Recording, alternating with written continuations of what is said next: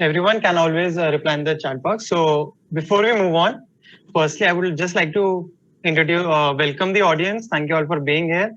And as Teck said, do maintain decorum, do take care of the instructions, do keep in your mind the code of conduct. I would like to welcome Priyam ma'am for being with us this evening. Before we move on to our introduction, I would first like to introduce Campus Bench and what this Campus Ambassador program is all about. So as all of you know, Campus Bench is a student-led startup that aims to facilitate your experience moving into a college life, from moving into your hometown to a city, an alien city for your college, for your higher education. We help you with accommodation, education, recreation, and all that stuff. Campus Ambassador program was formed with this vision that when education went online, the extracurricular activities, fun, learning, it never went online. And that is how we came up with this whole vision of this program, to get all of you guys on board, to have fun sessions, to have informative sessions like this one we're having right now, and move forward.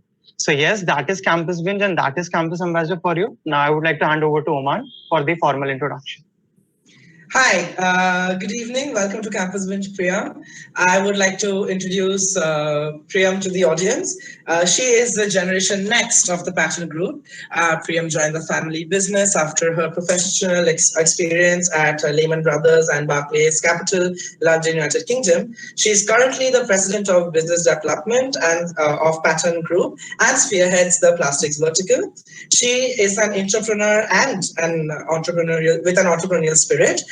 She launched a sustainability vertical empowering embracing green which focuses on water conservation and renewable energy. She also launched the innovation vertical that has also developed products like washer on wheels, which are roller tanks, and contactless safe hand wash stations. Passionate about breaking the stigma around mental health care, Priyam is the head of new initiatives at Caring Minds, which is one of the leading institutes of mental health in Kolkata and East India. She's the co-founder of Cafe I Can Fly, which empowers the specially abled, and the director at Adlife Fitness and Health Spa. She describes herself as a lifelong student, fitness enthusiast, and traveler. Priyam's mantra in Indra Nui's words are performance with a purpose. Welcome, Priyam. Welcome to Campus Bench, and thank you for being a part of this session. Thank you so much, Aman. Thanks a lot, Campus Bench, for having me here today. I'm really looking forward to the session, and I hope it's going to be fun, interesting, and informative for all of you. Yes. So without much further ado, we would like to go into the format of today's, event, today's webinar. It's going to be a fireside chat, which is primarily going to be a conversation with you. I would like to ask Rishita to start the questions and, just let's start up a conversation altogether. But first, I would like to mention before that this is going to be a recorded session, and we would like to take your consent to start recording, if that is all right. Yeah, that's perfect. Wonderful, great. Nagraj, if you could please start recording the session. Thank you. Okay, before we move on to the questions, can I know how the audience is feeling right now in the chat box? Come on, I'm sure all of you are excited for this. All of you are looking forward to the learning this evening. So I would love it if the chat box is buzzing and keeps us enthusiastic and motivated. Good, that's it. Right?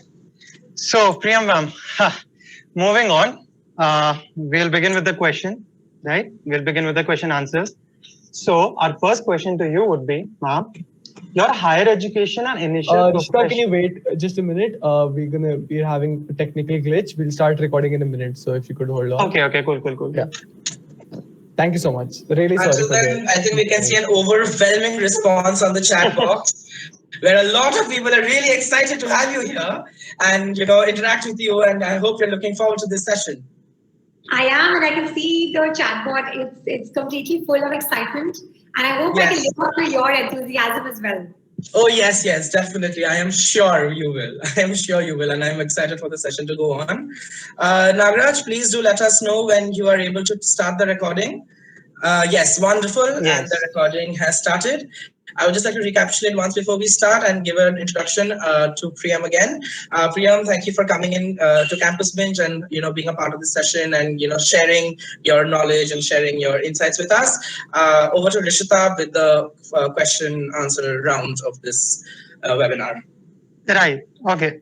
So moving on, I want the audience to be all ears because this is like really exciting knowledge that you guys will be given right now. This is a lot of insight that you will be given, and you'll get to learn a lot from this. So moving on to our first question. Ma'am, your higher education and initial professional experiences were all in the United Kingdom. What is the story behind your return to your roots? From joining your family business to co-founding a new venture with your mother, what's it been like? So as we all know that you have worked in the United Kingdom abroad, right? But then you moved back to India to work with your family business and to set up your own business. So how was it like? How was that transition? How was the environment different? How was the experience been? Thank you, Rishabh, for the question. And thank you once again, everyone at Campus Binge, for inviting me, for having me here today, this evening. I'm really looking forward to interacting with all of you and making this an interactive and an informal, fun session. And I know that a lot of work has gone behind putting this together. So I really appreciate that. Coming to your question, so let me start with my background a little bit. I am a Calcutta girl, originally from the city of Joy. I have been here till grade 12, went to Loreto House and then La Martiniere for girls. Followed by that, I decided I wanted to move out of my comfort zone, which is why I decided to, move to the United Kingdom. There I was studying at the University of Nottingham, doing my management studies. And after that, I was also at the LSE pursuing my management and entrepreneurship courses there. Following that, I was working at one of the topmost investment banks at that point of time called Lehman Brothers. This was in September 2008, exactly when the global credit crunch happened. I was with Lehman Brothers for just about a week and then I lost my job. So I was this young girl who had just finished college, super excited about my first ever job, that too in my dream job, that too in banking in a fast-paced city like London. And 1 week into the job's gone. And I promise you, I was not the reason why the bank went down. It was just a global credit crunch, and the company filed for Chapter 11 bankruptcy, and we were all made redundant. So I was jobless, and right in September in a week, and thereafter remained jobless for about all of September, October, November, December, January. Went for some 200 interviews, trying to get myself back into the job field. And luckily enough, I managed to land myself another job with Barclays Capital in London, and was with Barclays for 2 years. Was a great experience, a super stint. After 2 years of Barclays, I sort of decided that my experience in the UK was amazing, but I was somebody who was not, who didn't really belong to the world of the black and white world of banking, and I was somebody who was, more creative, more entrepreneurial, and I felt that opportunity really lied in the East, and I saw that there's a lot that can be done in India. So back in India, I had, two things to which I could take up. One is my legacy family business, which is almost 4 decades old now, called the Pattern Group.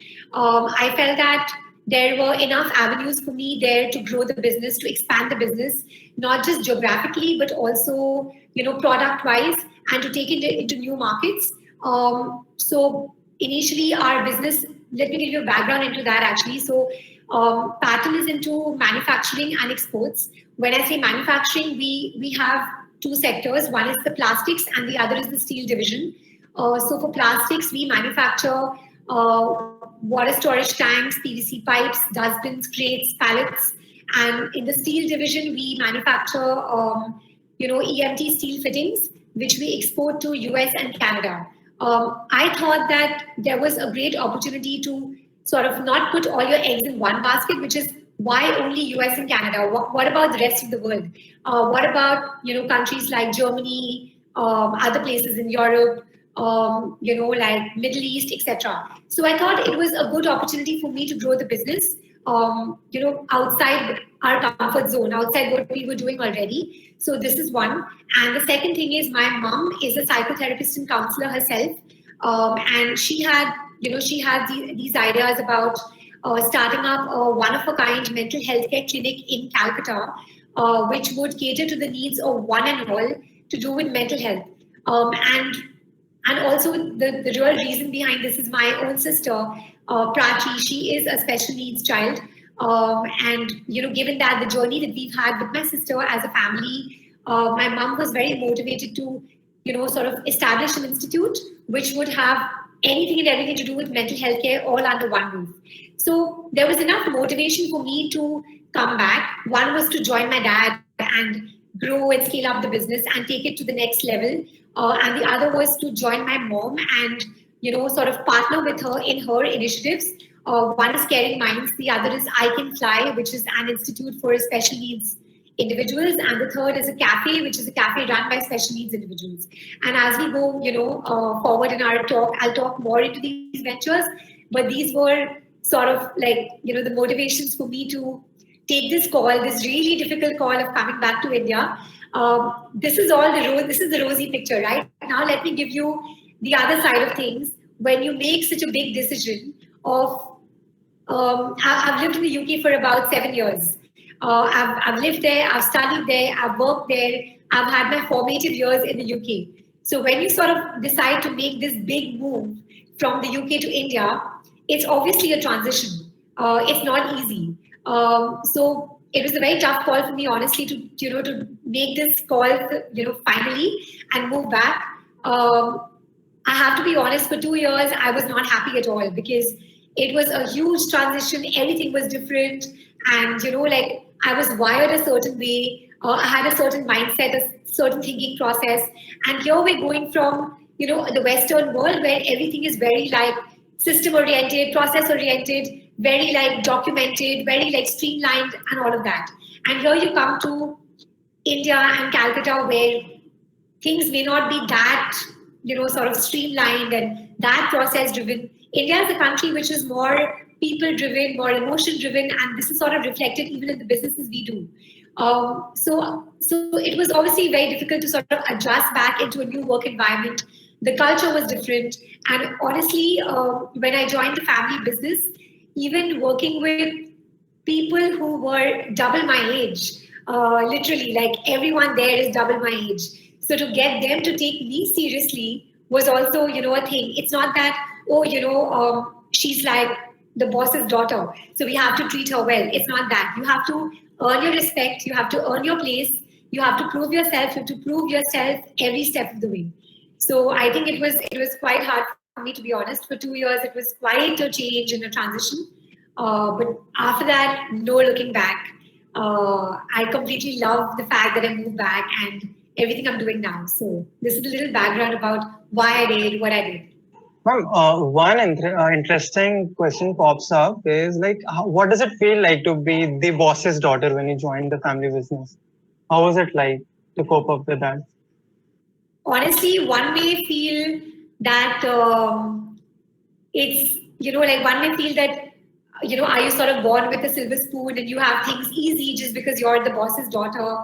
It's actually not that, because that comes with added responsibility and more pressure, because I wouldn't say pressure in terms of, people, external pressure, like people putting pressure on you. It's more of an internal pressure because here it's like, you have, it's a legacy family business. Your grandfather's, been someone who's proved himself.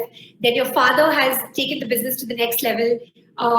You have a name to live up to, and you, I think internally, you just have so much going on because you have to prove it not just to them or to the world. Because I've never been a person who's about log kya kahenge. For me, it's about proving it to my own self and really making that change and making that impact. So as amazing as it is to be a boss's daughter, it's I would say it's more difficult. It's more challenging, actually. Okay, all right. Okay, moving on. Okay, ma'am, also we see that in entrepreneurial journeys, there is always this huge boulder that it feels like you're always pushing, this load that you're always dragging. You always have to, claw your way through adversity. So battling adversity and unexpected changes are part and parcel of building resilience and strength of character. Can you share an example how you turned maybe a setback into a comeback in your journey? Okay, so I actually love this question. It's one of my favorite. I would love to share my story on this. So I've already touched upon it in the first question you asked me. So I think when I was in the UK, as I mentioned, getting that job with one of the top 5 investment banks at that point of time, Lehman Brothers, was already a thing. It was already something which I was super proud of because it was out of my own merit and my own doing, right? And then you walk into this job on the 8th. It's literally like a story, like a movie which is playing in my head while I talk to you right now. So on the 8th of September 2008, I walk into the job and, all like dressed up with like a new suit on and like really excited and all of that, right?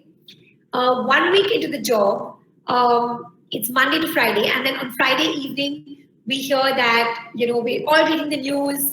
We're seeing like, negative news about how Lehman Brothers may just file for bankruptcy and the bank is probably going to collapse.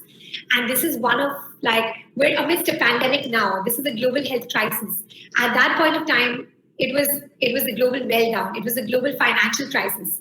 And sort of, so I was going to be, if I lost my job, I was going to be one of those people on TV walking out with my box who just started a job, a dream job in like a fast-paced city. I've paid the rent. I've already moved into an expensive place, and then and I have to pay out of my own salary. No one's going to send me money if I can't afford it. And then a week into the job, on Friday evening, we don't know what's going to happen. We go back home. We're all worried. No one goes out for drinks. No one celebrates because everyone's worried. Okay? The weekend goes by. All we're doing that weekend is just reading the news. What's going to happen? Do we have a job on Monday or not? We go into work on 15th of September 2008 on Monday, 11:15 a.m. on Monday. The HR comes in and then she tells us 2 lines, okay? She's like, guys, it's been amazing. You've had your 1 week orientation and training. I don't know, what to say. She had tears in her eyes because they've been working for the company for a while. And then she's like, you can, all of you can, thanks for being here for this 1 week, but you can go to the cafeteria, get a good lunch, and you can go back home for the day. We're done for the day. It's just 11 in the morning. And we're like, okay, so what after that? So she just says that we don't know. We don't know what's going to happen. You must have read the news over the weekend. You may have the job or not. We'll let you know when we know. Complete uncertainty, right? Don't know what's going to happen. Go back, go to the cafeteria, meet all my colleagues. We're all super worried, don't know what's going to happen. And then, we go back home. So it took me that one day of the 15th of September. I don't know what emotion I felt, honestly. I was sort of, in a way, I was shocked, surprised, upset, sad, annoyed. Why me? Like, I wish I was working somewhere else. Why me? So those sort of questions. And I was also crying because I was like, 1 week into the job and I worked so hard to get this job and it just goes. Like, I'm probably not going to have this tomorrow. So it was quite a mixed bag of emotions. However, it was just that 1 day, right? Just that 1 day. Because I told myself that it's a competitive world out there. And especially investment banking, it's a really competitive world, and that too in London.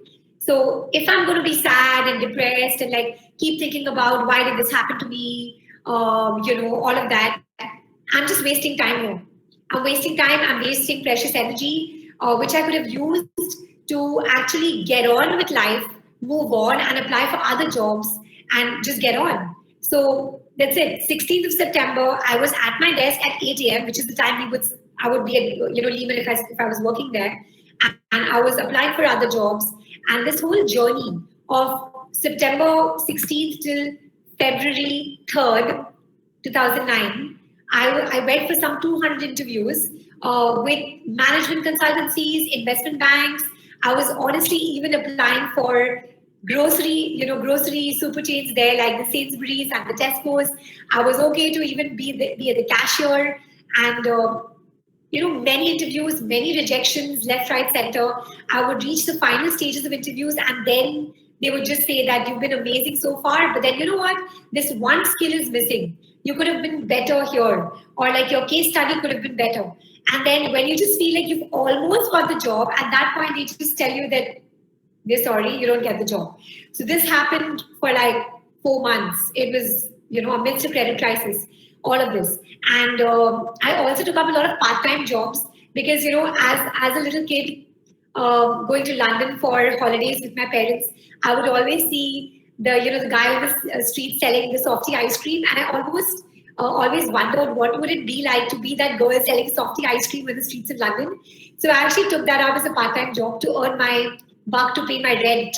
So I did odd jobs, be it selling softie, be it giving out newspapers on the streets of London, or be it working at the grocery stores and getting my buck to pay my rent off.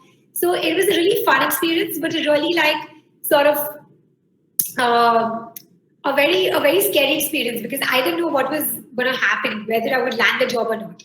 And right in February, when I had finally reached that point where it was done, it's almost a point where you feel that are you being silly because you've tried for 200 jobs and you're still not getting a job. What's going on? And your parents also lose their patience, right? Here, my father's you have something to come back to. My mother's just being the usual Indian mom, where she's come back home. Why are you putting yourself through this test? What's going on? All of that stuff. So I had packed my bags to go back to India, and it was my last interview with Barclays. Okay, that point, and exactly at that point when my mom's on the call and she's like, I hope you're packed and you're flying back tomorrow, your tickets are booked. I get a call after my Barclays interview. It sounds like a Bollywood movie, but this is honestly what happened. On call wait, the Barclays HR calls me and she's like, we're happy to inform you that you've landed the job with Barclays Capital. And I was really happy. And it was amazing after that. I was with Barclays for 2 years. And then I've already narrated the story as to how I moved back and all of that. So I would say this was one of the biggest adversities or setbacks that came to me right at the start of my career. And I'm actually quite happy that it happened to me because it made me really strong as a person and it set me up for life. So no regrets for the fact that this happened. So with regard to this, actually we have a supporting question from the audience member, which is how difficult was it for you to pull yourself out of that pool of emotions, asked by Suvit Singh. Okay, so as I said, it just took me that one day of 15th September when I lost my job. It was, we're all human. We're not machines, we're not robots. So that one day I possibly felt all the human emotion there is to feel. It was a mixed bag of emotions. But then right from the next day, I told myself that, see, either I can, it's a bottomless pit, okay? Either I can continue to be sad and depressed and just keep thinking and brooding over the past, over what happened, or I can zap myself out and be like, let's move on, let's get on with life, and get on. So that's what I did, and I'm really glad I did that because I landed Barclays because of this relentless energy of not giving up. I hope I answered the question, or do you have a follow-up question to that? I think that was good enough. We'll move on to the next question. We also have a lot of questions in the chat box, so I'll mix up a few of them with this one because they are kind of overlapping. You have donned multiple hats across multiple initiatives as an entrepreneur and as an intrapreneur. Tell us a bit about your roles, and I would also like to know. I'm pretty sure most of the audience wants to know this. What's the difference between an entrepreneur and an intrapreneur, and what makes you an entrepreneur? What makes you an intrapreneur? How do you get started into this world of entrepreneurship? Okay, so very interesting question. Thanks for that. So I would actually define my roles at Pattern and also what I do with my mom in two different ways. So what I do in the family business, I would call that intrapreneurship, whereas what I do with, say, Caring Minds or Cafe I Can Fly or I Can Fly, I would call that entrepreneurship. So for those of you who probably don't know the key difference between them, entrepreneurship is when you start something completely from scratch. It didn't exist ever. You come up with a new idea, you find the resources for it, and then you start that. So when you start a new venture from scratch, it's called entrepreneurship, which is what my mom did with Caring Minds and Cafe I Can Fly, and I joined her in her journey. Whereas entrepreneurship is when you already have an existing setup. Like Pattern is a legacy family business, which has been around for over 4 decades. And when I start new business verticals, or I launch new products, or I grow the business, I launch new things in the existing setup, that is called entrepreneurship, because it's entrepreneurship in an existing setup. You're not starting something completely from scratch. So that is entrepreneurship. So now that I've sort of explained the key difference between the two, I just like to touch upon my roles at both and what I do, how I try to add my 2 cents and my value. So at Pattern, we have the steel fittings business and we have the plastics vertical. I head the plastics vertical, wherein we manufacture water storage tanks, PVC pipes, dustbins, crates, pallets, ice boxes. When I joined, we were only manufacturing plastic water storage tanks and PVC pipes at the time. So my sort of contribution there was to not just add new products to the basket, but also grow the sales team, grow the dealer network, the distribution network, establish more depots across the country, so that when somebody thinks of water storage tank, they immediately think of Pattern. Because in Calcutta, in Eastern India, Pattern is pretty like a water storage tank is synonymous with Pattern. But when you think about India, I still think there's miles to go. So that's where I'm trying to do, sort of establish more, like a bigger dealer network, more sales guys who are stationed at various cities in the country, so that we can cater to a Delhi, a Bombay, a Rajasthan, or any city in the country. So that's what I do with the plastics division. Moving on to the steel fittings business. So to explain to you very simply, we manufacture steel fittings, things like lock nuts, compression connectors, couplings, nipples, hangers. This probably sounds Greek and Latin to you the way it did to me as well when I joined the business. So what this is it's essentially a steel fitting, which is to join, say, 2 pipes, right? How do you join 2 pipes together? You put a nut and bolt, you put a fitting to join it together. So we make those fittings in steel, in aluminium, in stainless steel, in various other metals as well. And we manufacture this in India, and we export this to US, Canada, Mexico. This is what we were doing when I joined. And I took on the role of business development, which is to grow that into new markets. So how I did this was I took up stalls and exhibitions in the Middle East, in Dubai, and also at Hannover Messe, which is one of the most prominent exhibitions in Germany. And in doing that, we found a new market. We had inquiries coming in from potential customers in Germany, France, Sweden, and a lot from Saudi and Dubai as well. So that's where we had inquiries. Let me clarify again. We had inquiries coming in, but only a few of them converted into leads, that is into customers. So this is what taught me that actually acquiring a customer and retaining that customer and developing that customer into a partner is a whole different ballgame. You can get, like, for example, after this Zoom meeting, I may get if I'm interesting enough, I may get 100 inquiries coming in and many questions coming in, right? But only a few of them may convert into a lead. Suppose all of you reach out to me saying that, hey, I want to work with you at Caring Minds or whatever. And a few of them may just convert. So the same way, a lot of inquiries came in, a lot of business inquiries came in, but for that to convert into a real customer and then a partner with whom you develop that rapport and who stays with you in the longer term, it takes a while, it takes a lot. And that's what, my stints into the Middle East and Germany taught me. And I also tried to acquire some customers in London because, as I said, I left a piece of my heart in London when I left the city. So anything to get back, into London. So that's about, what I do in the main business, which is Pattern. I'd like to touch upon the new verticals which are started in the company, which is the sustainability and the innovation verticals. So one of my interesting projects there is, along with my team, I launched something called a roller tank, which is water on wheels. And this essentially it's a 90-liter water storage tank, which is 5 times the size of a regular bucket, which women and children in rural India use to fetch water and transport water. So in rural India, in the cities we have piped water access, whereas in rural India, they don't have piped water access. They have to walk long distances to fetch water on a daily basis. What does that mean? They have to spend that much of time to go fetch water, right? Now, when you introduce a product like a roller tank, now they go to fetch water only once a week. So that much more time is freed up for women and children to pursue other opportunities.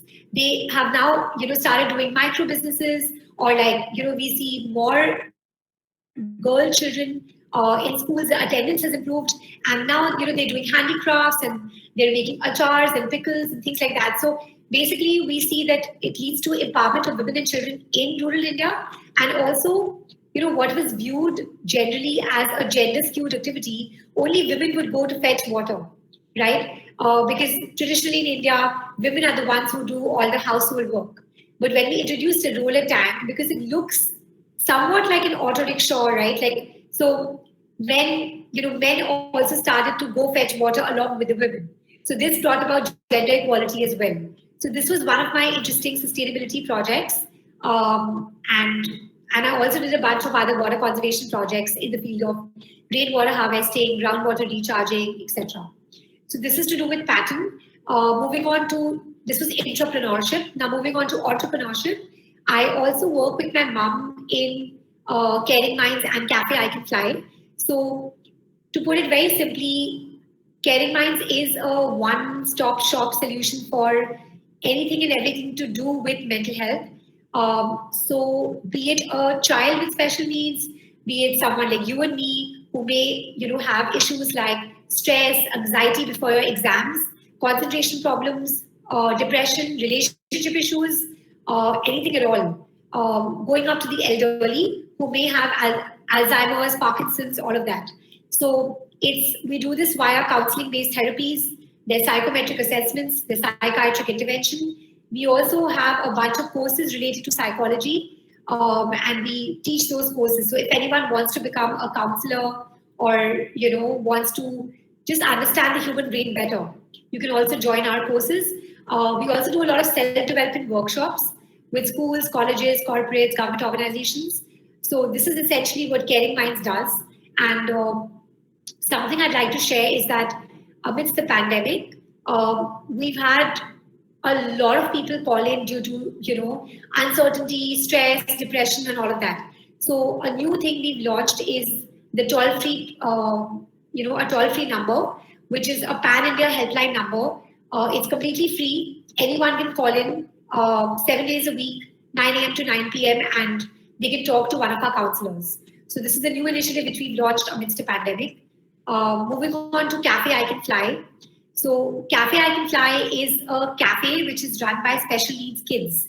It's the first of its kind cafe in the city of Joy, also the first of its kind cafe in the country, which is entirely run by special needs kids. So when I say that, I mean to say that these are kids who have autism, ADHD, dyslexia, etc. And they have to undergo an intensive training program before they are put to, sort of work in the cafe. And what they do in the cafe is cafe customer service. And they also make the food which is non-fire cooking, because it's not safe for them to make food which has got to do with fire. So these are a couple of ventures that my mom and I collaborate on and work on together. Okay, so there are a lot of questions that have come in from the audience subsequent to your chat, which is very insightful. I think that's what's inspiring these questions. I think some people want to know how can, this question by Jordan, which is how do you build a successful customer base? I mean, you have you have a business, you're running businesses which deals with customers like Caring Minds and I Can Fly. So you need to build a proper customer base so that your business can build and you can build growth with the community. So Jordan asks, how do you build a successful customer base? So is the question, how do you build a successful customer base for Pattern, or is it for Caring Minds or the cafe? I think it is for a general entrepreneurship. If you're going into the sector of customer dealing with customers, I think it's in that context. So how do you deal with how do you build your customer base and hold on to it and grow as a community together? Right. Okay. Got it. So to answer that, I touched upon it in my previous answer. So when looking at Pattern, we have customers in the US, Canada, Mexico, who have been with us for the last 4 decades. The same set of customers. So the customers that we made in the Middle East or Germany, which was what I did, those are new customers, right? But the customers which we have in the US, etc., have been there with us for 40 years. We don't even call them customers anymore. We call them our partners in progress, because the kind of rapport or relationship we have with them, it's an amazing rapport. Now, how do you build that kind of customer base?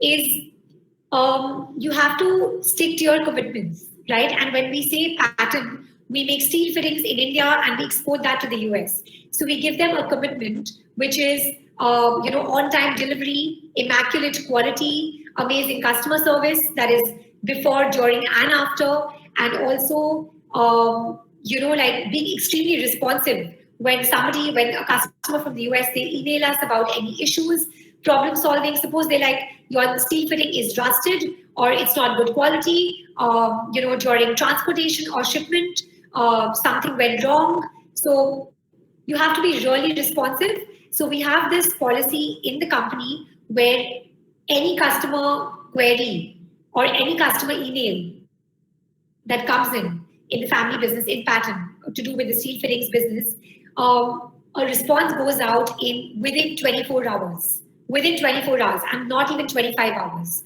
And that's how the customer knows that you care, and customer is king. Customer is king, right? We have to always remember that.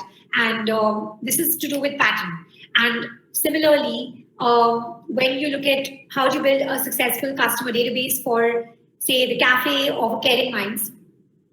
For Caring Minds, because it's got to do with mental health, and it's a very sensitive subject. The main thing when you talk about customers here are your clients who come in for counseling sessions or who come in for your workshops. So the main premise of counseling actually is confidentiality, right? Suppose, I don't do the counseling sessions. My team does it. Nor does my mom. My mom and I look after the management, and the counselors do the counseling. So say the counselors have done a session with a client, and then, they come and share that with their closest friend or their family member. Today somebody came into Caring Minds and they had this really weird issue about they drink 100 bottles of alcohol a day, or they smoke so many cigarettes, or they whatever, So they can't do that, because when you work at a mental health care setup, the basic premise is confidentiality. And that's how, because it's a very sensitive subject. It doesn't matter, be it your family member, be it your husband, be it your partner, be it your girlfriend, anyone. You cannot share this with anyone at all. And when your clients earn that trust that Caring Minds is a safe place, what I share here will remain with just the person I'm sharing it with. It'll not even go to if you had a session with counselor A, it'll stay with counselor A. It'll not even go to counselor B or C. So when they earn that trust, you'll have more clients coming in, because they sort of, believe in you, they trust you, they trust the brand, and that's how you establish brand credibility over time. It happens over time. And same for the cafe. When customers come into the cafe, in fact, this is a very interesting question when I answer this for the cafe, because see, when we launched the cafe, for the first 1 month, we felt that customers would come in thinking that, it's a cafe which is run by special needs kids. Oh, so cute. But think about it, our cafe is actually put in a competitive world with other amazing cafes in the city. We have to be that amazing. Nobody is going to come into our cafe out of sympathy or out of empathy that it's a cafe run by special needs kids. So we should go into this cafe to support them. You have a long day at work or you're studying all day long. You go to a cafe to unwind and to relax and to chill with your friends, right? So when you go into a cafe, you really want to let your hair down, and if the food's not amazing, if the ambiance is not amazing, if the vibe is not great, just because it's a cafe run by special kids, you're not going to go back there again, right? So you have to maintain quality, you have to maintain customer service, the food's got to be amazing, you've got to feel an amazing vibe there, and that's when you'll go back again. So I think these are some essential elements to establish brand credibility over time. I hope I answered the question. Yes, we have one more very, very interesting question that's coming from Benazir. It is, starting out as an entrepreneur is extremely risky because the monetary returns may not be satisfactory enough to sustain the business. You never know if your product will take off. What pricing strategy do you think should be used when introducing a new product, and how does it help? Sorry, just a second. I just did something wrong with my view. No problem, no problem. Could you repeat the question again? Yes, so the question is, starting out as an entrepreneur is extremely risky because the monetary returns may not be satisfactory enough to sustain the business. You never know if your product will take off. But what pricing strategy do you think should be used when introducing a new product, and how does it help? Okay, so when you start a new business or you launch a new product or you launch a new service, be it, you want me to answer this question generally or for any particular sector? I think generally. I think most of these questions are general in the more generic entrepreneurial sense. And as you're part of you building a business, I think that would help them better, understanding the world of business development. Okay. So when you launch a new product, or a new business, a new idea, a new product, a new service, anything new at all, the first thing to do really is to talk to experts in the field. So say when we're launching a cafe or we launch, say, Caring Minds, any of these new ventures, you of course go and do your research. So what we did was, for example, for cafes, my mom and I went around the country, and saw the best of cafes in Bombay, Delhi, Bangalore, all of that. You go on their websites, you go on their social media pages, you see what they're doing, you go and visit those cafes, you try their food, you see the customer service, you see the small things they're doing in their cafe, like suppose they have a customer feedback form, or the way they meet and greet you when they walk in, the uniforms they wear, is there a certain vibe you like about a certain place. So I think research is very important before launching anything new at all, and talking to peers or experts in the field again is very important. So for example, we spoke to many chefs or consultants to sort of tell them that we want to open a cafe which is a cafe which we don't want it to be a fine dining place, right? You have to establish your niche. Is it a fine dining place, or is it going to be a QSR, which is a quick service kind of place where you have fast food, yummy food, maybe fatty food, but yummy food, right? So you establish your niche, and based on that, you talk to people and you figure out what works for you. So one is that. And second is, of course, you're never going to be sure. I mean, when you decide to even pick a girlfriend for yourself or a boyfriend, are you ever sure if it's going to work out? You're never sure, right? But you're only sure if you take the plunge. If you never try, you're never going to know. And the only stupid question is the question which is not asked.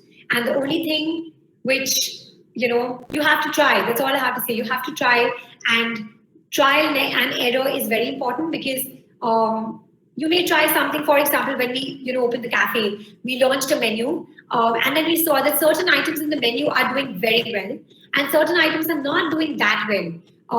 For example, people love the puchka, they love the thin crust pizza, whereas salads, boring, a certain juice, boring. So people are not really taking to some things. So then you have to, be ready to innovate, to change, be adaptable, be flexible. If one is rigid and they're like, oh, this is that business model and this is just how it's going to be, it's not going to work. As an entrepreneur, you have to be ready to take risks, to take the plunge, keep changing, and change is the only constant, to be honest. So. Wonderful. So now, Priya, this, we are doing this interview online, and it would have been so much better if I was sitting with you in Cafe I Can Fly and chilling with you or chatting with you. But unfortunately, that's not happening because we've all been affected by the pandemic, right? And it's been such a pain. So now tell me, how do you think this pandemic has, what obstacles has this placed in your path, and how have you dealt with it both, well, personally and professionally? Because it's affected all of us, right? On all our spheres. So how have you adapted to it? Okay, so sure, Oman. I just remember that we have a couple of videos for one of the previous questions you asked me. So would you want to continue the conversation? Right. Show the videos. Yes. I think maybe we could show, because you did mention the pattern verticals and Caring Minds and Cafe I Can Fly. I think Nagraj, we could just play the verticals video to give our audience an idea of what exactly she spoke about. Because it's better to learn visually as well. Plus, there seems to be a lot of fans of Cafe I Can Fly in the chat box. So yes, I think when I come to Kolkata, I shall take you all to Cafe I Can Fly. It will be fantastic. We can all sit down and play games together. Yes, play the video.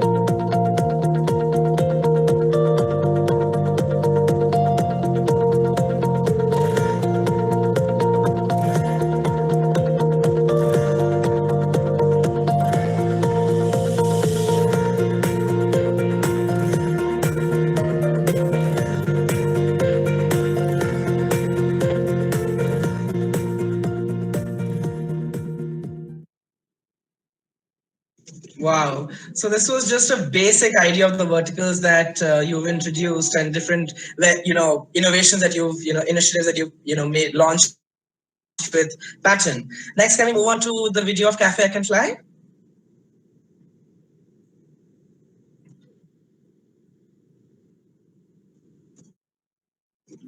Yes, no problem. A lot of people are really excited to go to the cafe. They really want to come and eat the food there. Trust me, it's going to be a fantastic experience for all of you.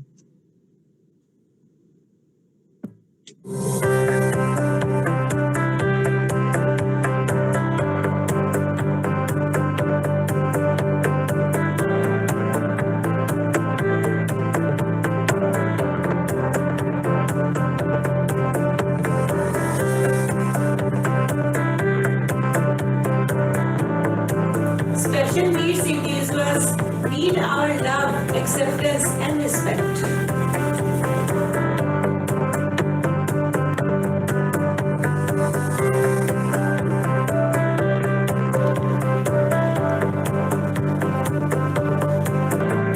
They simply need to be trusted. Which is why we dreamt of Cafe I Can Fly. It's their happy space.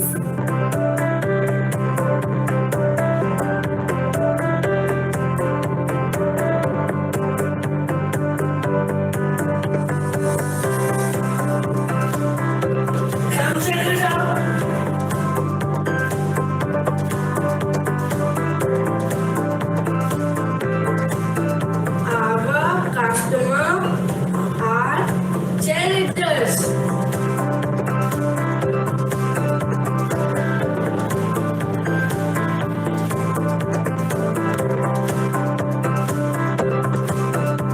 All of us need to believe in special needs individuals.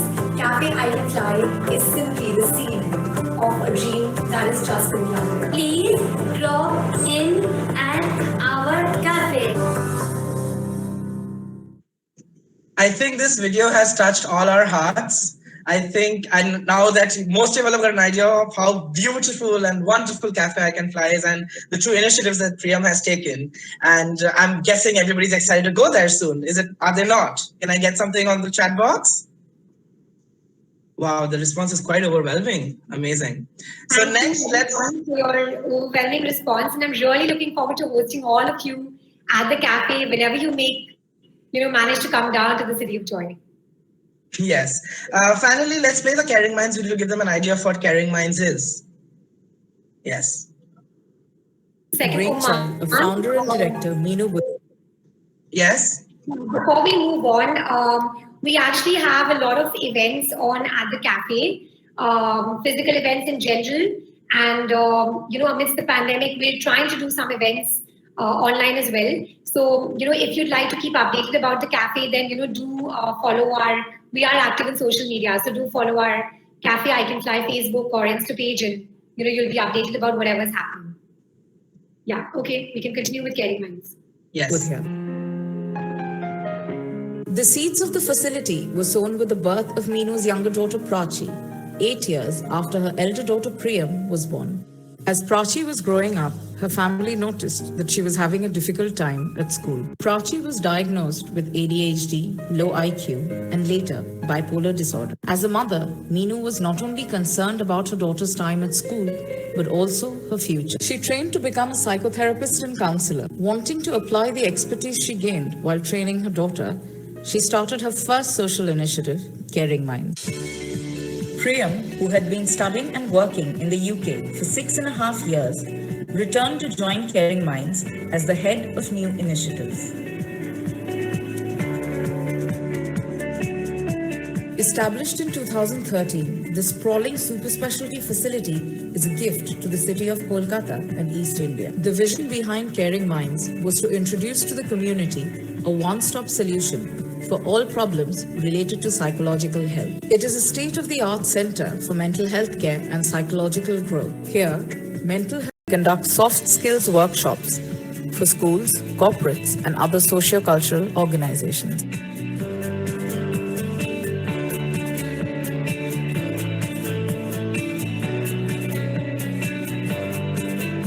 The clinical wing deals with all issues related to the mind. It aims to help people who are in need of a guiding hand for their overall emotional well-being. The academia wing is a training academy that develops and delivers both short and long-term psychology-related courses.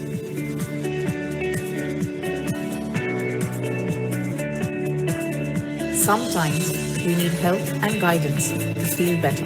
You are not alone. To drive your blues away, visit Caring Minds today. Together, let's say hello to a better, brighter tomorrow.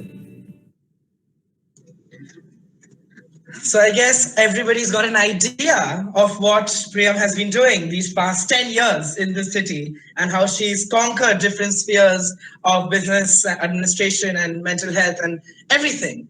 So, we all, as coming back to my previous question, is that, this pandemic has affected all aspects of life, business world, the corporate world, the education world, everything. And you are involved with most of these worlds, most of these sectors. So how have you, overcome these adversities, and, how has it affected you and these obstacles that's been placed in your path in professional and personal life? Okay, so we're all amidst a pandemic since last year. I would first like to, share stuff about the personal front and then the professional front. So personally, I'm somebody who is a complete extrovert and somebody who is very outgoing and, who would, if I had a choice, probably stay home for 7 hours a day, because that's how much time you need to just sleep and probably just get a meal and get out. That's it. So I'm somebody who loves to be out all the time, right? Be it at work, be it doing my fitness, swimming, badminton, or be it traveling. I love traveling, or meeting friends, or playing strategy board games, all of that stuff. I love people. I derive a lot of energy from, meeting new people, interesting conversations, all of that stuff. And then you lock someone like that into a room or into a house amidst a pandemic for over a year now. So of course, it was very difficult for me.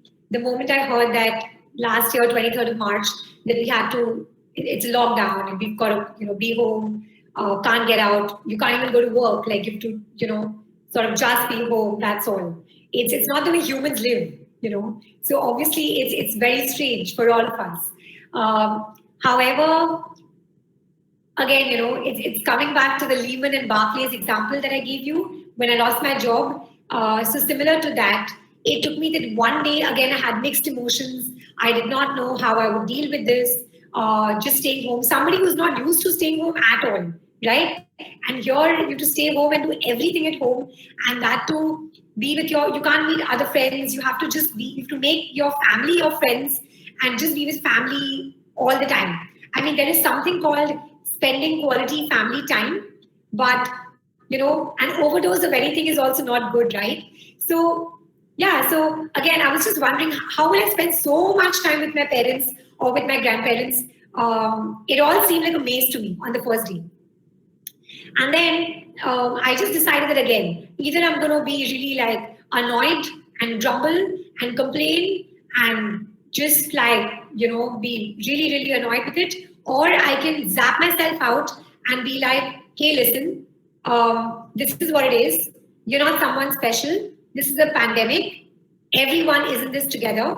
We all have to do the same. We all have to somehow keep our motivation high and accept the new normal, accept what it is. So it took me that one day of mixed bag of emotions. And then I created a small workspace for myself in my own bedroom. And from the very next day, you probably would find this funny, but I would, sort of the way I would physically go to work before the pandemic, I would start work and end work at the same time. So I would maintain my there is no Monday to Friday for me. It's pretty much 7 days a week when I work, but I would sort of, work the 7 days a week, the same timings, sit at the same desk space. I would not, lie down on my bed, open my laptop, or try and join a Zoom call on my phone. I wouldn't be casual about it. When I'm at work, I'm mentally and physically at work. So I would just be there, and I would actually wear office clothes, sitting in my bedroom. I mean, you'd probably be like, why are you even doing that? This is silly. But, it helps because the whole thing helps, to create that whole work ambiance. And that's what kept me motivated to really channel myself and be there mentally and physically in my work hours. Besides that, the other thing I did was I sort of made a small badminton court in my garden because I'm somebody who needs my dose of fitness every single day. And then the next question you'd probably ask me is, but you're not allowed to meet other human beings. So who would you play badminton with? I actually befriended and made friends out of my household staff. And I taught badminton to my gardener, my security guard, and my driver. And they were my new badminton buddies. So it's basically about how to create opportunity out of adversity, right? And they learned a new game. First few days, they were just very annoyed. They're like, oh my God, I have to play badminton every day. It's like, I get done with my work and I have to still play badminton. It's like a forced activity. But after 5 or 6 days, when they actually became amazing at it, they would be the ones calling me at that hour. And they were like, where are you? We're going to play badminton.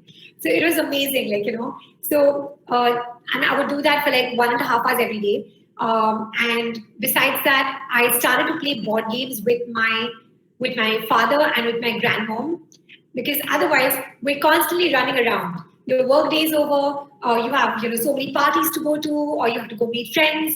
We forget the people who really matter, right? And I think this was a great time for all of us to realize and value the people who really, really matter. So yeah, it was amazing spending time with my grandmom, playing Ludo with her, or playing Chinese checkers with my dad, playing chess with my dad, playing carrom with him. So that's how I sort of personally kept myself busy and motivated and managed to deal with the pandemic. So, which is why I spoke about the personal front first, because I think this applies to all of us. Now coming to the professional angle.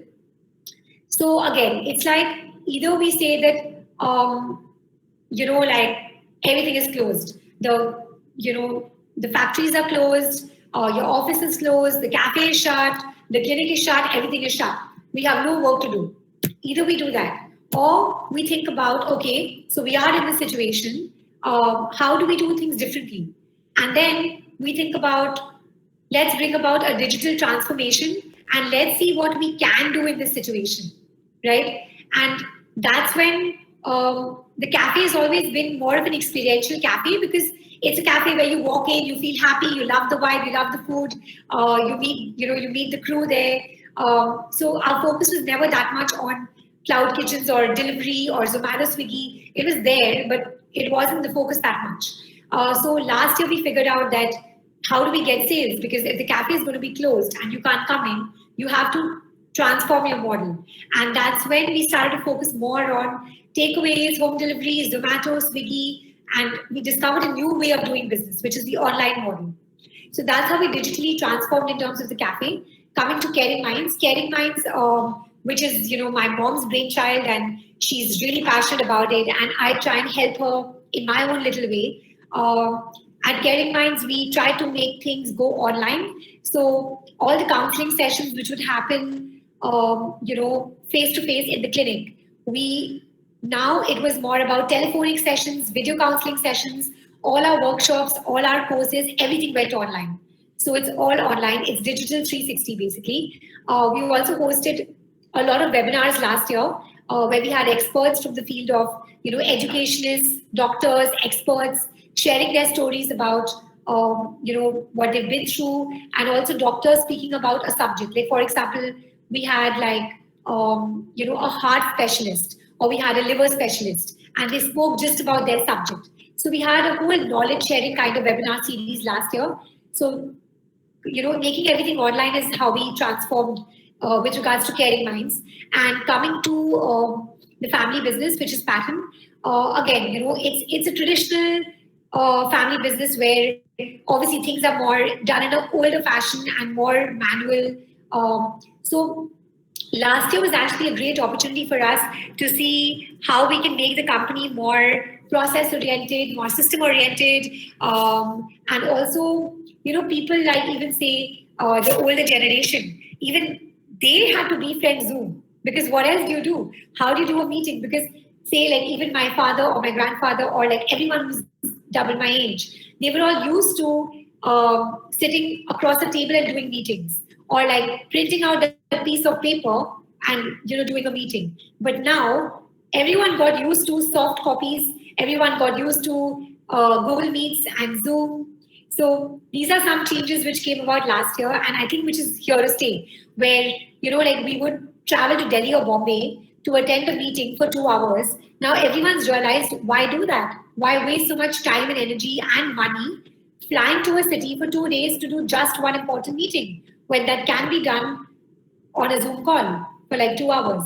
So a lot of digital transformation came about in terms of all the businesses actually. And an interesting product which I launched with my team last year, and we show you a video on that as well, is the contactless hand wash station. This is essentially a product which can be installed in any public space. It can be outside a commercial building, residential building, a school, a college, a hospital, a cafe, anywhere, in any outdoor public space. And how this works is you press one pedal and then the soap comes out of the soap dispenser into the basin. You press the other pedal with your foot and water comes out from the tank. You wash your hands before you enter any public space. So we launched this product to promote efficient hand washing amidst the pandemic, and it was very well received because this has been installed at Medica Super Speciality Hospital, Cancer Hospital, Calcutta Port Trust. You'll see it even at the headquarters of the Indian Army here, or the Kolkata Navy, and various other prominent places. So this was sort of an innovation amidst a pandemic. We just played around with that water tank and made a whole model out of it and came out with a new product. The other new thing which we started was, as I mentioned earlier already, is the Caring Minds toll-free helpline number to help one and all to call in whenever you're feeling sad, low, depressed. We're just one call away and one click away. So these are a couple of interesting initiatives that we launched amidst the pandemic. And Oman, I think we have a couple of videos on this as well. Yes, exactly. So I would like to, show everybody the, entire appendage of the Pattern Tank's hand wash basin. Nagraj, if you could please share the video to give you all an idea. Yes.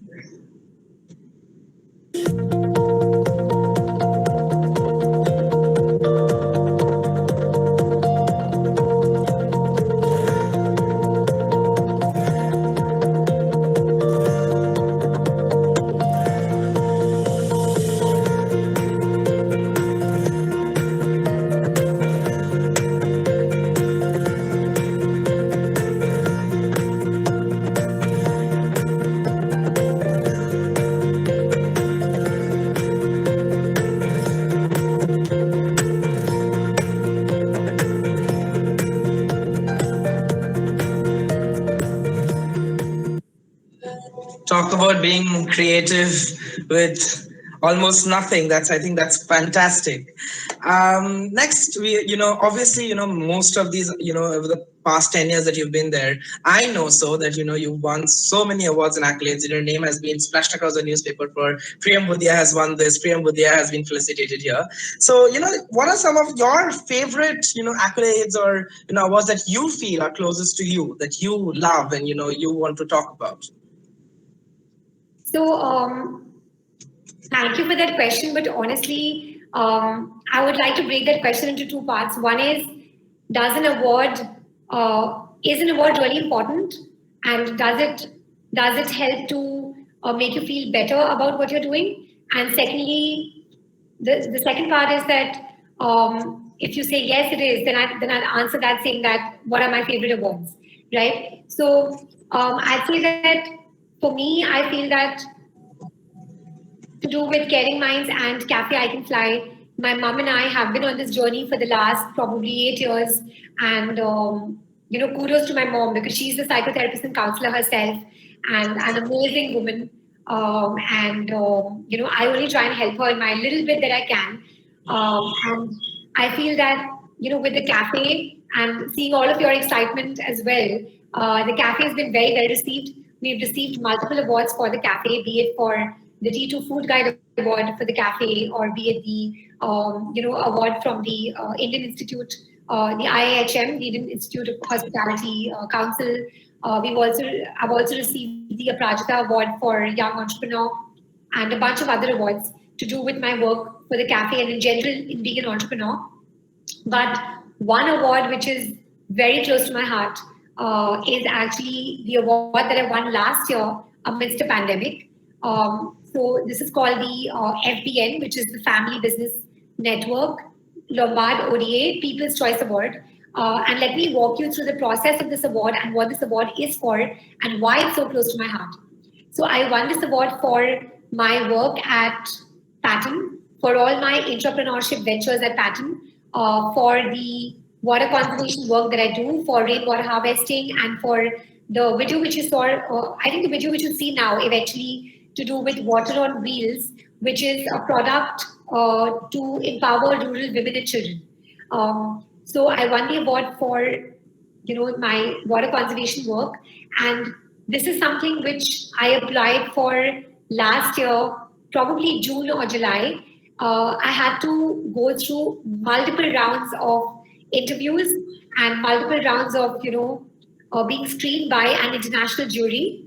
And this was again, there were finalists from all over the world. There was one guy from Norway. There was a girl from Paris, and there were I think some 200 applications.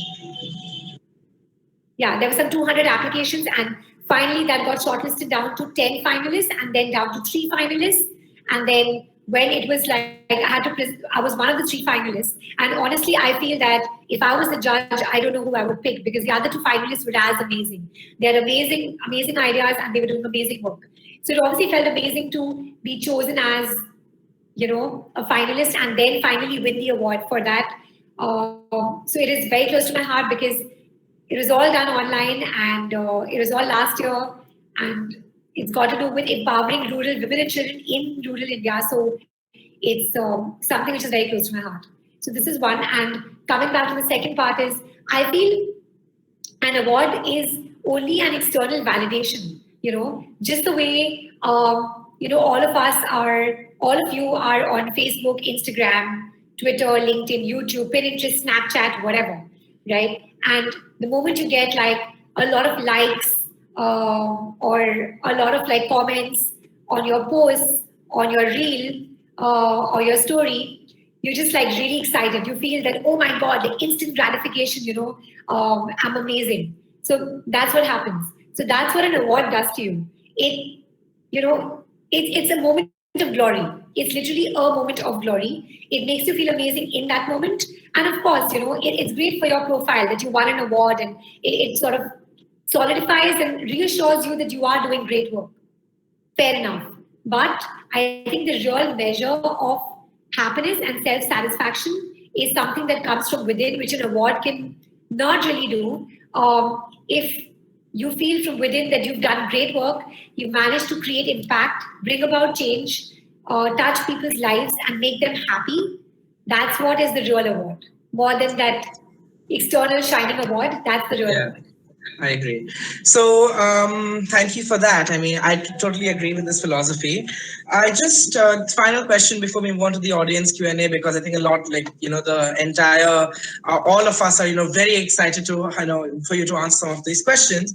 It is, most of us are going into the professional sphere. Most of us are going into, probably going to work in a corporate, maybe end up working in pattern or Caring Minds or I Can Fly, whatever, right? Would like to know, when you as an employer, what exactly do you seek? What are the skills that you look for or you seek in your, employees, your interns, your potential team members, colleagues, etc.? One, I think we have a video on the empowering rural women and children. I think we can show that since we're on the topic, and then I can move on to your question. Yes, let's do that. Nagaraj, if you could just play the empowering women video.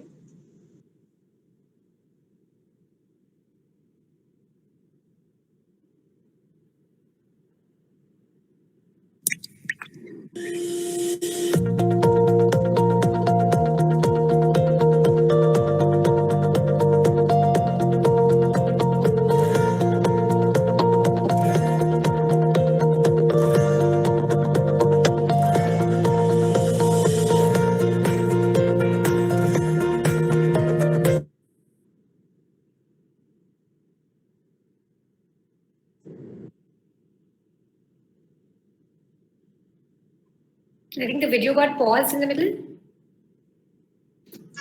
Yes, I think there's some technical problem. Try playing the video from the beginning again. We can try that. Oh, Nagaraj's laptop shut down. So I think what we need to do is... Oman, I think you have the video as well. Do you want to play it? I do, but he is presenting, so I don't think I'll be able to. Let me just check if I can. 1 minute.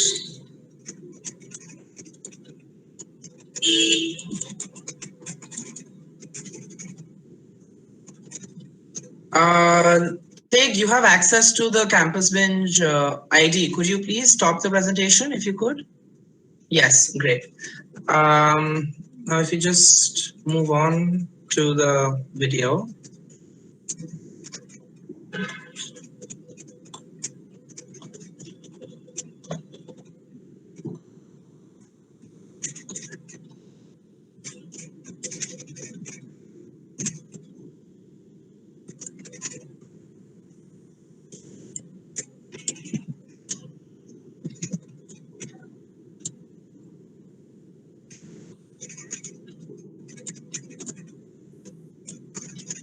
I don't know if you can.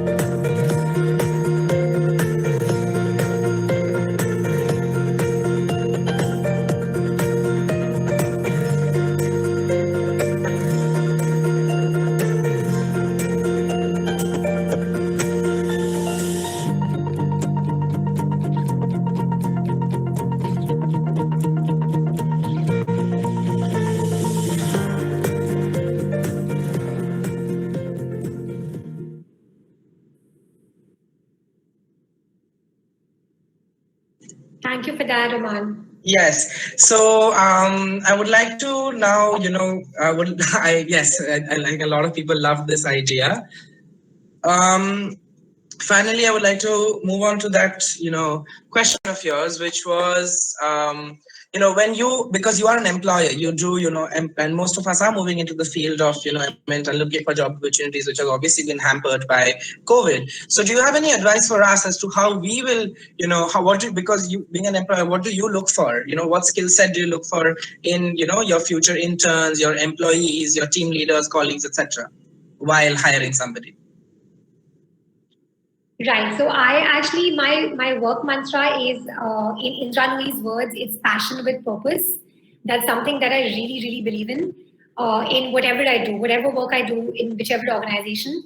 I would say personally, as an employer, for any of my organizations, something that I look for in anybody who had to join our team would be firstly a very positive thinking mindset, a very, very open-minded, progressive-minded mindset, somebody who is open to being, who's adaptable, flexible, loves change, and somebody who is can handle pressure well, actually, and can multitask and do various things at one time, and somebody who has a lot of energy, relentless energy, and sort of who can see some opportunity in an adversity as well. So more than anything else, I think somebody who has ambition, drive, has a can-do attitude in whatever they do, and it's all about the attitude, because there are skills which can be acquired, but if you have a positive approach and you have a strong work ethic, you can learn on the job. So this is something that I feel that I personally would look for, and also anybody who's looking to be a part of any of our social initiatives, do keep in mind that this is not a 9-to-5 job for sure, because these are ventures which are not sort of commercial for-profit ventures. These are ventures from the heart, and no one sort of clock watches here. Till there is work to do, work is done, and not just done, but done well. So I would say that somebody who has that enthusiasm and zeal, that they want to make a change, they want to make a difference, they want to be a part of the social fabric where like helping people and sort of they have the same shared passion, and they want to do something for the community by and large, then they could look at applying to any of our ventures. This is what I would say for Caring Minds in the Cafe. And for Pattern, definitely there is much more method to the method to madness in Pattern. It's more of a streamlined kind of business. You definitely need a stronger skill set there. But again, I think it really boils down to your willingness to learn and your attitude and your mindset at the end of the day. Yes, great. So this is what we have asked from our side that we have, wanted to know about. Now, since you've inspired, the audience quite a bit, that there's been an overflow of questions in the chat box and in the question, section. So I think let's move on to the audience Q&A and, let's start answering them. So Tekpreet asks, which is, how can students venture into this exciting world of entrepreneurship? Sorry, how can what? How can students venture into this exciting world of entrepreneurship? So I'll keep my answers short. I'll try and keep it short because I think there are lots of questions. How can students venture into this world of entrepreneurship? So I would say firstly, figure out that are you somebody who, do you love work-life balance? And do you, would you like to do just a 9-to-5 and then love to have your evenings free, have your weekends free, all of that stuff? Then I guess entrepreneurship is definitely not for you, because entrepreneurship is almost like, it's like marriage, or literally it's like marriage, or having a serious enough girlfriend or a boyfriend. It is a commitment, and it is a commitment made out of choice, right? So it's something that, and if you feel you're somebody who has that kind of mad energy, enthusiasm, that time, that passion for it, you also need to have an idea, right? Otherwise, what are you going to do with that entrepreneurship? So if you have an interesting idea, is that idea solving a real world problem is what you're going to look at Is it practical? Is it viable? Is it feasible? Is it commercially feasible? Do your research, do your homework, talk to experts, talk to people in the field. Are you willing to take the risk? How far can you take the risk? Do you have the resources for it? Do you have the network? Resources don't just mean money. It means a lot of other things, the support, the infrastructure, all of that stuff. So I would say do your research, really think about it before you take the plunge, but also don't just keep thinking. If you feel that you do have the resources, you have the idea, everything's in place, you're ready, then go ahead and do it, because else 10 years down the line, you'll just be like, I wish I did that. And I'm sure nobody wants to live their life with regrets that, I wish I did that 10 years ago. Or you know what, I wanted to open that ice cream parlor, but I didn't open it. So don't have that regret. If you're ready, the time is now. Go ahead and do it. Great. Thank you so much. So basically, guys, if you really want to go into entrepreneurship, make sure to not be scared of commitment and not have commitment issues, because it is an effort, right? Now, Tejasvi Rai asks, would you advise somebody to take a comfortable, good paying job or be an entrepreneur? And if you do so, why do you do so? This actually, I've answered that in part in my previous answer. Right.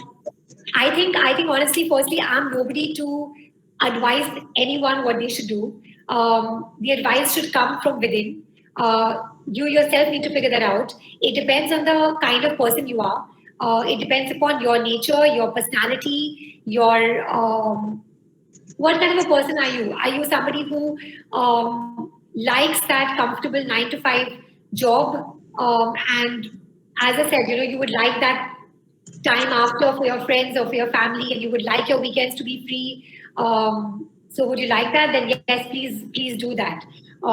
Whereas if you're somebody who has that zeal to make that change and has a great idea which you can see can become a reality. But see, again, having just that idea won't help. You need to also have the resources for it, right? So you need to build your resources, whether you're going to self-fund it or you're going to approach an angel investor or a venture capitalist or a private equity firm to fund it. So you need to have the resources in place, the backing, the support, all of that stuff. So obviously be rational about it. Maybe to start with, you start a comfortable paying job, you save money, and then you fuel your entrepreneurship dream with that money which you've saved up. So that may be a good way to go. Right. The answer lies with it, really. So I hope Tejasvi that answers your question. Just a second, Oman. Hi, good evening, ma'am. Something very related to the question you just answered. I think Riddhi has asked, how can a student be an entrepreneur with limited resources and zero experience? Because right now everybody is at that tender age where they have difficulty in getting all these resources and they're actually learning. So if they want to venture into this field, so Riddhi asked. So being a student, how can you still enter the world of entrepreneurship? And if you don't have the resources, how can you build those resources, right? Right. So how you can build those resources is, so I would say every drop in the ocean counts, and you have to start small. So building resources would mean, I'm sure, like wherever you're studying, your college, your university, or like, these amazing programs like Campus Binge, etc. They all give you an opportunity to network with people. You have speakers on board. So I would say definitely network and start building your resources from now. And connect with people on LinkedIn, because you never know when you may need them. When they might be a useful part or useful piece of your puzzle. So networking is one part. The second is to gather your resources. I would say make a business plan, right? Make a business plan. Think about the business model. Always first think about, instead of being over optimistic, I would say when you think of an idea, always think about your competitors and think about how is it different? What is the USP? Why will people suppose buy your product versus buy someone else's product? What are you bringing to the table? Is it different at all? And is it really solving a real world problem? And you may have to make a business plan and then change it 100 times over. So also reach out to your whoever you call your mentor. It could be parents, it could be your professors, it could be campus binge. If you have some kind of resources, I don't know, but yeah, I think try and get as much help as you can to help you build your business plan, and that's the only way to do it. But if you don't even try, you'll never know. Right, right. So Jordan asks, what kind of culture exists in your organization and how did you establish it? What kind of culture exists in which organization? Out of Pattern or Cafe, or which one? I think a brief of all, because I think there's a difference in the culture, work culture, and work ethic in these places. Okay, that's actually it's a very broad question, because what kind of culture exists in Pattern or the Cafe or Caring Minds? I would say, so at Caring Minds and the Cafe, we actually really encourage gender equality across all our organizations. So we have, say, Pattern, which is a traditional, manufacturing business. It's quite obvious that there would be more men working in the business or in the factories as engineers or sort of really running the show. But since me, my mom have joined the business, we've tried to make it a more gender equal workplace where we have more women not only in senior positions on the board or like senior positions, or also working in teams. And in general, I feel that when it's men and women, women bring in that. They have more. I personally feel they bring in more. They have a slightly better EQ. I don't want to generalize and say men don't. They definitely do. But in general, I feel that it's always a better brainstorming meeting when there's a woman and a man and loggerheads debating or having a discussion, because women tend to bring a very different point of view to what a man has to say, because they just wired that way. So they have a better EQ, they have more empathy, they have more compassion generally. So that's why I feel that, gender equality is big. In fact, at the Cafe and Caring Minds, we have, I don't know the percentage, but almost like more than 80% of the workforce is actually women. So that's another thing. And in terms of the culture in general, it's a very friendly workplace at the Cafe and Caring Minds. Everyone's super young. So it's more than anything else, we call it a happy workplace. So it's a fun, happy workplace. And then you're going to get that much out of it, how much you put in, So it's reward and effort. So that's how it is. And at Pattern, obviously, it's more serious because it's a traditional business. It may not be that much fun and games like it is at Cafe and Caring Minds, but if that's your field, like if you're looking at either being an engineer or management or sales or marketing, things like that, then Pattern may be your. That's wonderful. Syed Fahad asks, with your immense experience in business development and leading the expansion of a family business, how will you describe the job role and key points that one should focus on while expanding their business? Say the question again. With your immense experience in in business development and leading the expansion of a family business, how would you describe the job role and key points that one should focus on while expanding their business? Okay.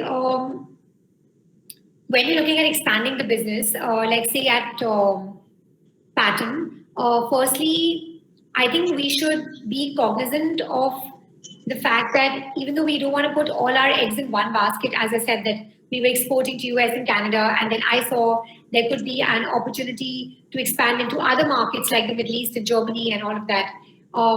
So again, don't spread your don't spread yourself so far that you're not able to manage it. When you're looking at portfolio diversification, geographical expansion, product expansion, whatever, only do that much that you can manage, you as in you and your team. Because there are, I think, if you read the news or if you read articles or business case studies as well, there are enough and many businesses which are very old, which are over 50 years old, over 60, 70 years old, but they're not doing well anymore. Why? Because they expanded rapidly, way too fast, and then management lost, sort of sight into it. They couldn't handle it. They couldn't manage it. So only go as far as you can manage. So that's one thing to keep in mind when you're looking at expansion. Just ambition and being excited. Let's go to 100 places won't help. So I think establish your niche and have a direction when you're thinking about expanding. Always have a business plan. Always have a method to your madness, and always have it backed up with logic. Because say if I'm looking at expanding in the Middle East, it's not like, I woke up one fine day and I'm like, okay, which market do I expand into today? Middle East looks good. It can't be as random as that. There needs to be a logic as to why I'm thinking about the Middle East. Is it that I've done my research and it looks like Middle East has the kind of customers that I'm looking at? Or do they buy these steel fittings? Is there a lot of demand for the product I'm trying to sell? So always do your research, always do your homework, and there should be logic to what you're doing. These are the points I would sort of put out for. The last question that I would like to ask from the audience section, and the rest of the questions that, if the audience has asked, will be put onto the feedback form, which will be shared later. According to you, in any startup, what are the common mistakes that people make? This has been asked by Disha Singh. Okay, it's a great question actually. So, in a startup or for any business actually, that common mistakes that one can make would be jumping in too fast when you're not ready. As I said, do your homework, do your research, do prototype testing. If you have an idea, be not double sure but triple sure of the idea, and make sure you have the support, the infrastructure, all the resources you need for it. Always have not just a plan B. There's a quote which says that life is about what you're going to do with plan B, right? So don't just have a plan B, but have a plan C and have a plan D and have a plan E, because you may fail one time, you may fail 3 times, but that's okay. You're just trying. It's trial and error. So the common mistakes people make are maybe you get demotivated that it did not work out, and then you just give up. And an entrepreneur is someone who doesn't give up. So you have to keep trying, keep failing, and every failure is important. In India, we talk about celebrating our happy moments. We don't really talk about failure. And I think failure is what's really important. It's very important to fail in life, be it in terms of work, a startup. Honestly, it's even important to fail in your relationships. It's important to have that bad breakup, because that's what will teach you that, you'll really value the good when it'll come to you. If you didn't see the bad, how will you ever realize the importance of the good that comes your way? So these are a few mistakes that people make. And also, the other thing I would say is you need to be adaptable about your business plan and your business model. Something may not work, keep trying, try something different. Yeah. Great. So thank you so much for this informative session. Now that we've learned a lot, and let's engage in something fun and games and chill, and just get a little informal and get to know you a bit more. So we have prepared a bit of a rapid fire round, to make it more interesting, and so that we get to break the ice and cool down a bit. So let's start off with some questions that we're going to ask you, and you just answer whatever the first thing that comes to your brain. If you were not into business and entrepreneurship, what would you have become? Wow, that's a tough one. But if I was not in my own family business, or if I was not doing my own startup or entrepreneurship, I would, if I had the money, I would just travel. That's all I would do. And I get up to, adventures every day and just travel. If I did not have the money, I would make the money so that I can travel. So to make the money, I would probably choose to work for a company which I've always fancied, something like maybe Disney, it's a happy place, or maybe like Google or Facebook or Apple. I think these are the companies which really excite me. That's what I would do if not business or not entrepreneurship. Wonderful. I think we know that, next time I go to Disney or wherever, I'll be like, yes, there is a spot for Priyam ready. Always. If there was You will be my brand ambassador when you go to Disney next. Yes, I shall be your brand ambassador when I go to Disney next. If there was a movie made on you, who do you think would play you? Do you want to take this question? Who do you think it would be? I would say like to play your character, somebody as awesome as Deepika Padukone, probably, who's like in the Indian setting, who's really cool and chilled out and can really play a boss lady vibe. I think she'll be a great one to play this role, or Emily Blunt in the international setting. Interesting. Thank you for that, actually, because I love both.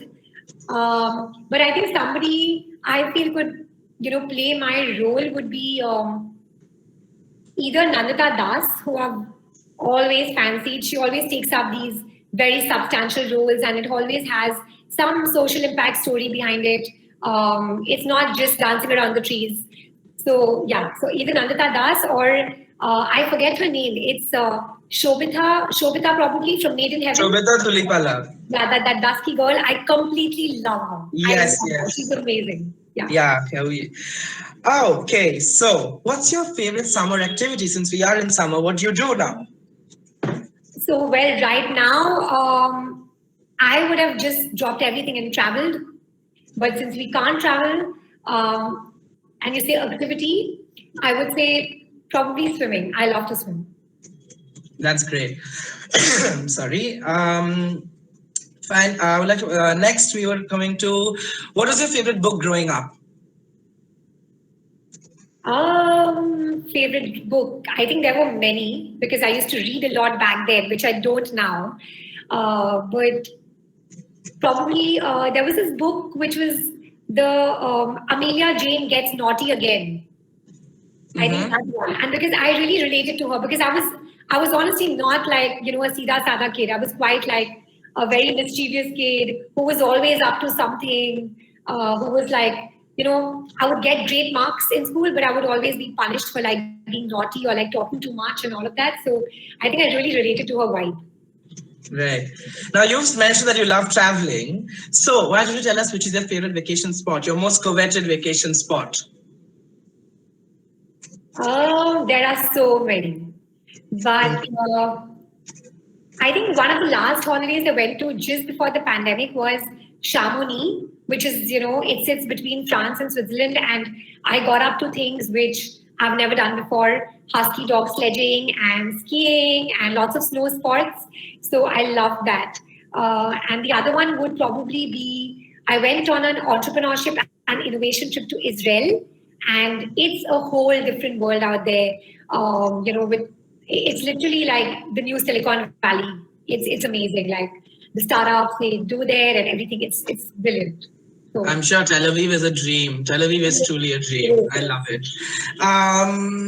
Now, are you a nocturnal person or a diurnal person? This is a pretty difficult question, but I'd say somewhere in between. Depends on the day, depends on the mood. All right. Who inspires you to be the best version of yourself? Oh, just myself completely, no one else. Oh, great. Wonderful. People take notes, seek inspiration with yourself. Now we have this, session. We have this or that session. I'm just going to name two things and you choose which one you would prefer over the other.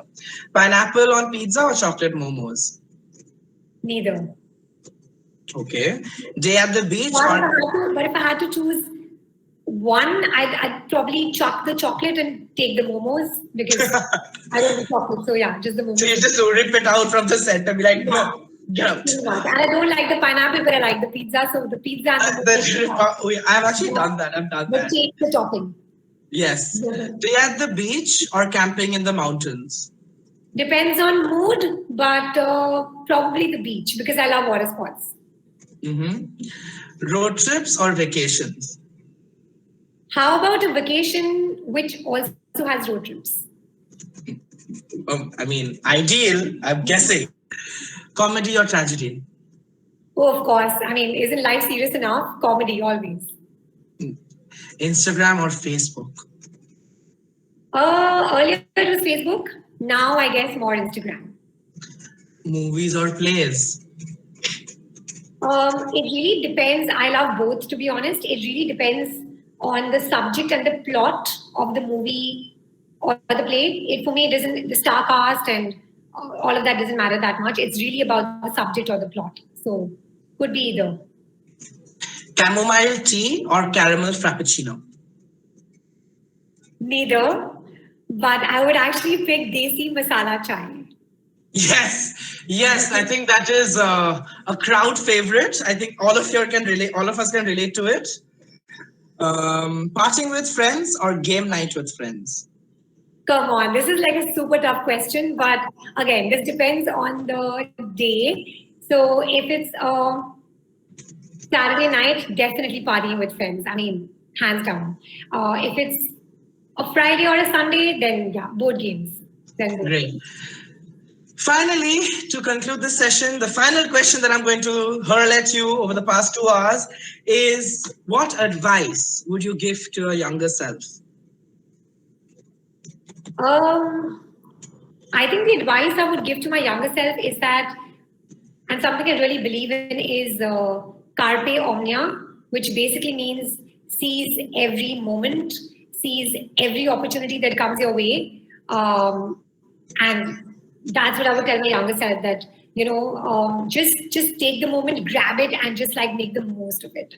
Be it personally, professionally, right here, right now, just do it. Don't think so much. So next time when you get a tattoos of Carpe Diem, get Carpe Omnia, because that'll make you cooler. And when you're going to Priyam for hiring, you can just show like, yes, I wrote this down on my body, so you've got to hire me now. I think that will help. Thank you so much, Priyam, for being here. Rishita, are you here? Are you on the session? Yes. I'm on the session. Yes. I'm listening to Carpe Diem and everything. So I would like to invite you, Rishita, to offer the vote of thanks and take over. Right. So thank you so much, ma'am. That was a great session. I'm sure a lot of people got to learn about your life, got to learn about the life of a businesswoman, of an entrepreneur, and they got a lot of insight into this world. And they also got their answers, also got their questions answered. Any of you, if you have any additional questions, we'll be having a feedback form. Nagraj, can we have that form in the chat box, please? It will also be circulated, right? You guys can go there, put in your feedback, put in your questions. And ma'am, we'll meet with you sometime again. Thank you so much. So thank you so much for coming in, Priyam. I think this has been an informative session for all of us. We look forward to future collaborations. And if any of you want to, get in touch with, you can do it via Campus Binge, or you can email Campus Binge, and we can email Priyam and, create a conversation link. Thank you for coming in. Thank you for giving us your time. And I hope you have a great day ahead.